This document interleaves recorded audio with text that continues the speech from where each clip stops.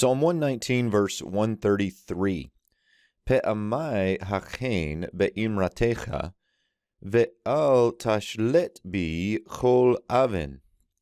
We begin today with my steps. We have the word pa'am plus the 1cs suffix on a plural noun. So we have my steps. My steps cause to be established. And so we have here the verbal root kaf vav nun, to establish. It is as a hifil imperative. So notice the ha preformative. Hifil imperative gets an E class in the 2ms, E class thematic vowel.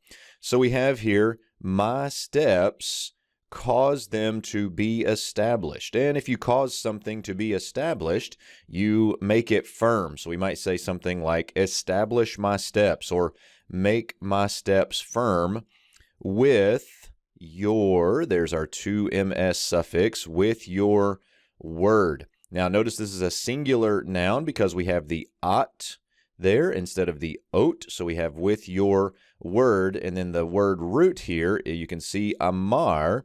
The noun would be imra. It's a feminine singular noun. And so what we get is establish my steps with your word. And here's the negation. So we get the vav and then the negation. And not let it gain power over me. Not let it gain power over me. Here we have a hifil jussive of the verbal root shalat, and this would mean to gain power over. Notice the hifil also is in the jussive an E class thematic vowel. These are what I call the serif forms. This one becomes a segol here because of the makef that shifts the accent, and that's left then in a closed and unaccented syllable, so it requires a short vowel. Otherwise, it still is in the E class, which makes sense to us. Notice the al negation tells us we're looking at a jussive, so we say, do not let it gain mastery over me, and the it that would gain mastery over me is all iniquity.